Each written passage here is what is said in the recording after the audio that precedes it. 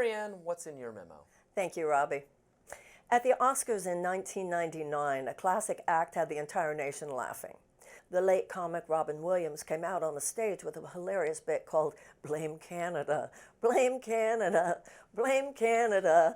Everything's gone wrong since Canada came along, blame Canada." There were lyrics that referred to serious issues like who gets to own Celine Dion, and it was all one big joke, see? Because obviously we didn't have a beef with Canada.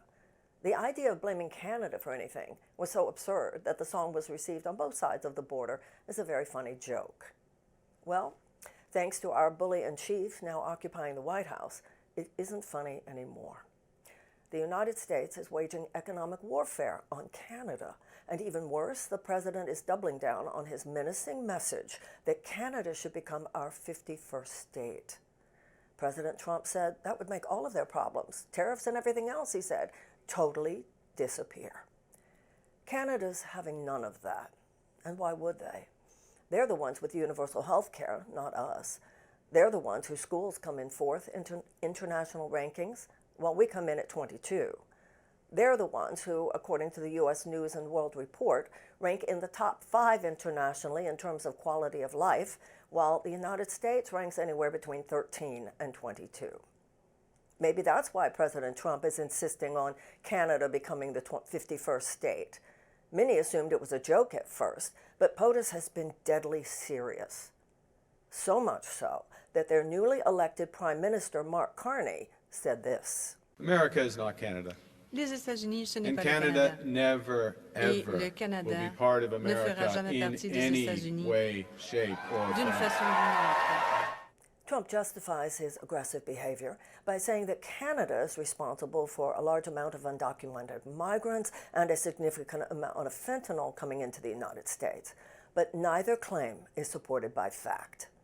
1% of the number of the people who crossed into the United States came through our northern border in 2024. Moreover, only 1% of the fentanyl in our country came from Canada, only enough to fill a small suitcase, in fact.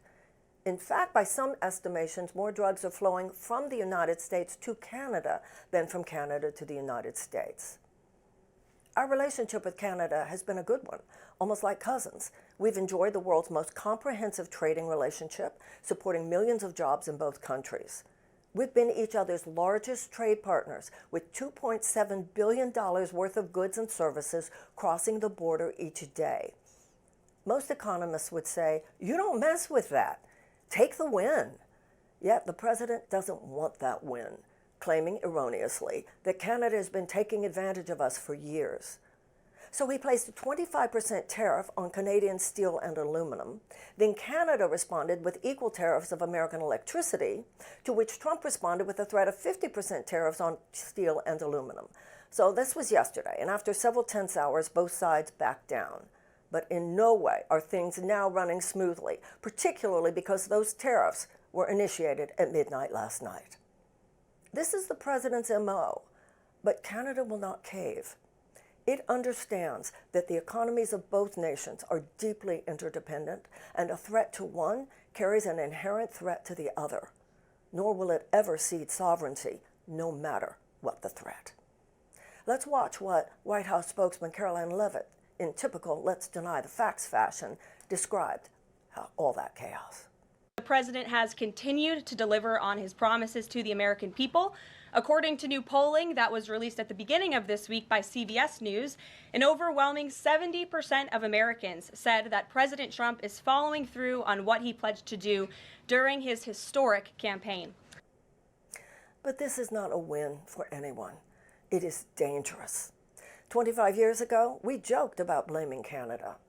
Today, we're giving Canada a very good reason to seriously blame us. Look, I agree largely with you, Marianne, that we should not have conflict with our northerly neighbors. There is a lot about Canada to like, including that they value economic freedom to a greater degree than us in some cases. Actually, they've been, by libertarian organizations, routinely rank Canada above the U.S. in terms of having less regulated markets, actually. So far from being some kind of progressive dystopia, Canada is in some ways less progressive than our country in ways I approve of. I want to have good relations with Canada. I don't want to do the tariffs. I've said that very clearly. I think the tariffs will be toxic for our economy and ultimately hamper the rest of Trump's agenda, which I do agree with. I want to trade with Canada. Now, I will say that Canada, I don't want it to be the 51st state because that would give more Senate votes to liberals because people there are more liberal. I would be terrified to they're hostile, their government, to our First Amendment values. The kind of debanking and arresting of protesters that happened during COVID was, I think, just horrifying. And that's most of the American rights animus toward Canada is now based on how the truckers' protests and the COVID stuff was handled. I don't want people who were that in favor of lockdowns and violating speech of COVID dissidents to have any say in our governance. But I am happy to trade with them and be neighborly and have good economic policies with respect to Canada.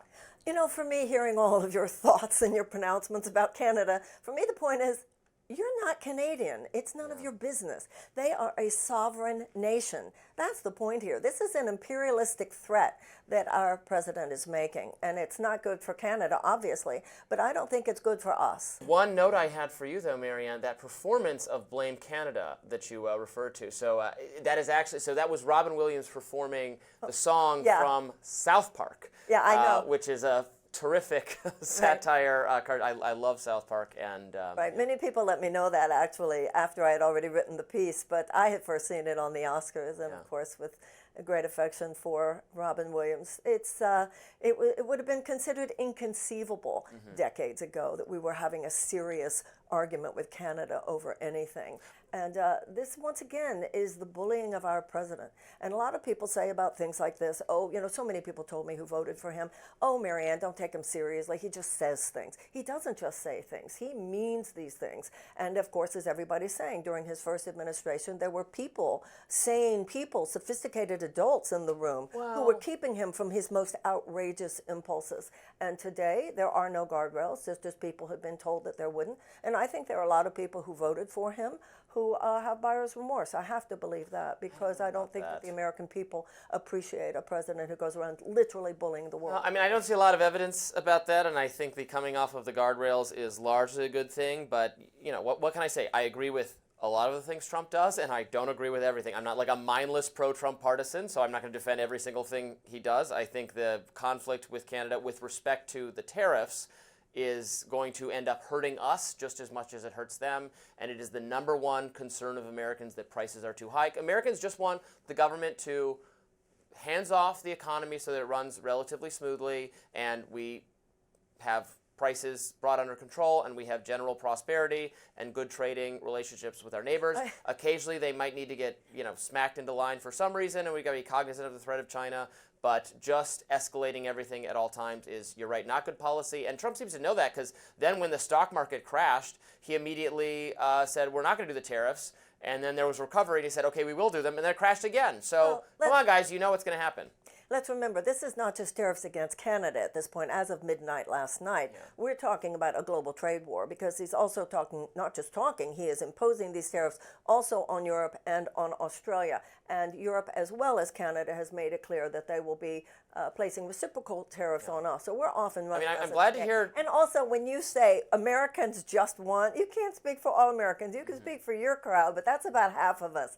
So not all Americans want the U.S. government to just take their hands off and let unfettered capitalism in its soulless, unethical form simply have its way with us. That's what all of us want. This is interesting. I am glad to hear Democrats so exercised about tariffs being bad. Correct, but tariffs are bad because they're a violation of free market economics and free trade. Well, that's what's bad about them. So I'm glad to hear Democrats concede that they're bad, but doesn't that also just suggest then that the entire progressive economic project is bad? No, first of all, it doesn't. But secondly, I think most people, both on the left and the right, recognize that there are places where, once again, scalpel rather than hatchet, there can be in negotiations places where an aspect of protectionism and an aspect of tariffs can make sense.